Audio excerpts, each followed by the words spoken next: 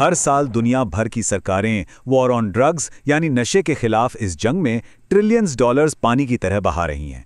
नई नई नीतियां बन रही हैं, स्पेशल टास्क फोर्स तैनात हैं। लेकिन क्या कभी सोचा है कि इतनी कोशिशों के बावजूद ये संकट कम होने के बजाय और गहराता क्यों जा रहा है? खैर, आज के इस एक्सप्लेनर में हम जिस रिपोर्ट की चर्चा कर रहे हैं वो इस पर एक बहुत ही साहसिक और चौंकाने वाला दावा करती है। तो आइए बिना किसी देरी के ग्लोबल ड्रग ट्रेड की इस छिपी हुई सच्चाई की गहराई में चलते हैं। अब इस पूरे जाल को समझने के लिए सबसे पहले एक सीधा सा सवाल उठना लाजमी है। आखिर इस ग्लोबल ड्रग ट्रेड को असल में चलाता कौन है? जरा सोचिए, जब भी ड्रग कार्टेल्स का जिक्र आता है तो दिमाग में क्या आता है? अक्सर वही घने जंगलों में छिपे हुए खूंखार अपराधी, हथियारों से लैस गिरोह या फिर अंडरवर्ल्ड के डॉन। लेकिन क्या वाकई तस्वीर इतनी ही सीधी है? यहीं पर हमारी आम सोच और इस रिपोर्ट के दावों में एक बहुत बड़ा अंतर सामने आता है। एक तरफ हमें लगता है कि कार्टेल लॉर्ड्स इससे किसी खुफिया जंगल से ऑपरेट कर रहे हैं, लेकिन रिपोर्ट का मुख्य तर्क सुनेंगे तो हैरान रह जाएंगे। इसके मुताबिक इस ग्लोबल ड्रग ट्रेड की डोर असल में अंतर्राष्ट्रीय खुफिया एजेंसियों और कॉरपोरेट बोर्डरूम्स में बैठे एग्जीक्यूटिव्स के हाथों में है। दावा यह है कि इस काले धन का इस्तेमाल बिना किसी सरकारी निगरानी या जवाबदेही के गुप्त ऑपरेशंस को फंड करने के लिए किया जाता है। तो चलिए देखते हैं कि ऐतिहासिक और भू राजनीतिक तर्कों के आधार पर यह विश्लेषण क्या कहता है। इस पूरे मुद्दे को डिकोड करने के लिए आज हम 5 अहम पहलुओं पर बात करेंगे। पहला, नार्को टेररिज्म की नई परिभाषा। दूसरा, इसका ऐतिहासिक ब्लूप्रिंट। तीसरा, खुफिया एजेंसियां और उनके कोवर्ट ऑपरेशंस। चौथा, हेरोइन स्टेट और बैंकिंग सिस्टम का रोल। और अंत में भारत के सामने खड़ा मौजूदा संकट। तो आइए सबसे पहले बात करते हैं नार्को टेररिज्म की परिभाषा को फिर से समझने की।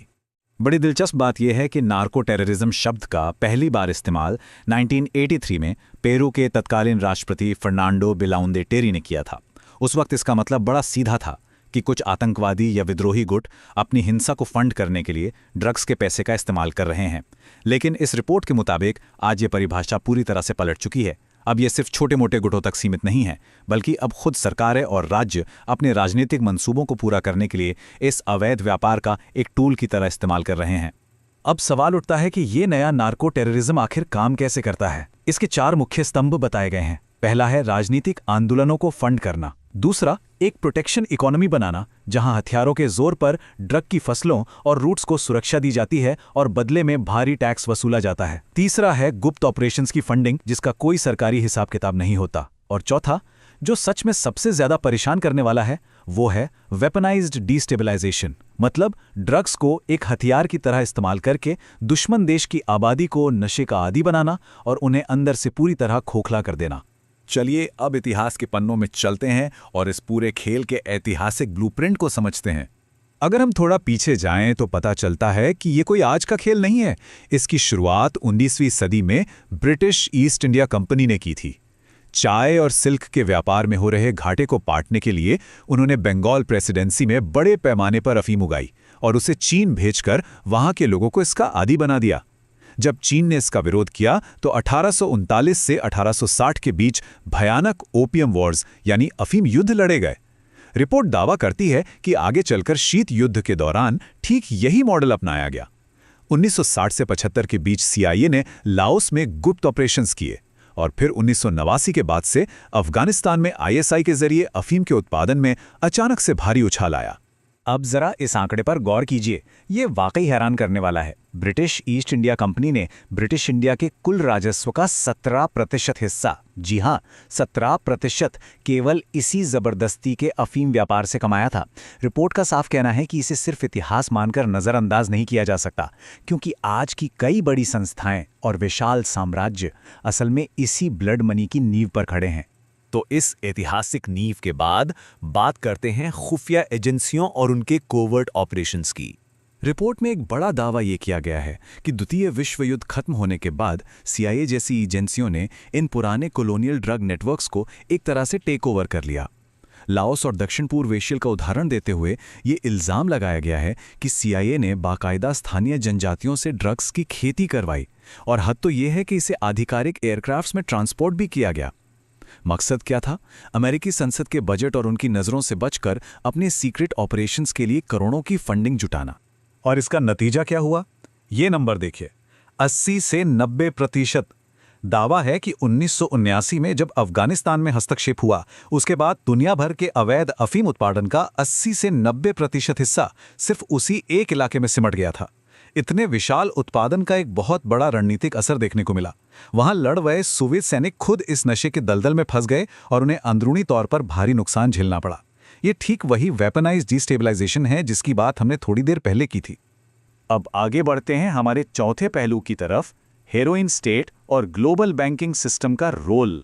यहाँ रिपोर्ट एक बेहद सीधा और बहुत ही गंभीर आरोप लगाती है। वो ये कि पाकिस्तान की आईएसआई ने अफगान ड्रग मनी का इस्तेमाल अपनी सेना की ताकत बढ़ाने और आतंकी संगठनों को पालने पोसने के लिए किया। दावा तो यहाँ तक किया गया है कि पाकिस्तान एक तरह से हेरोइन स्टेट बन चुका है। मतलब वो सिर्फ सरकारी बजट के भरोसे नहीं है, बल्कि उसका पूरा सिस्टम नशे के इस काले कारोबार की कमाई से भी चल रहा है।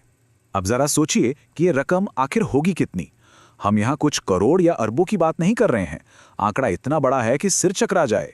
हर साल लगभग 6 ट्रिलियन डॉलर, जी हां 6 ट्रिलियन डॉलर की ड्रग मनी अंतर्राष्ट्रीय बैंकिंग सिस्टम के जरिए वाइट की जाती है, यानी मनी लॉन्ड्रिंग होती है। ये रकम दुनिया की कई बड़ी अर्थव्यवस्थाओं से भी कहीं ज्यादा है। और जाहिर सी बात है, इतनी बड़ी रकम बिना किसी बड़े और मजबूत सिस्टम के सपोर्ट के यूं ही इकोनॉमी में नहीं खप सकती। इस बात को समझने के लिए 2012 के HSBC मनी लॉन्ड्रिंग केस एक परफेक्ट उदाहरण है। बैंक पर आरोप था कि उसने कार्टेल्स के सैकड़ों अरबों डॉलर्स लॉन्डर किए, और यह साबित भी हुआ। अमेरिकी सरकार ने बैंक पर 1.9 बिलियन डॉलर का भारी जुर्माना भी लगाया। लेकिन सबसे चौंकाने वाली बात क्या थी?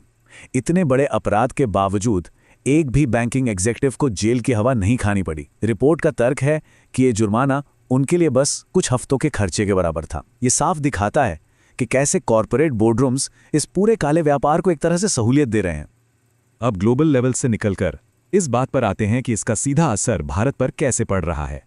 आज भारत के दोनों छोर पर हालात वाकई बहुत चिंताजनक हैं।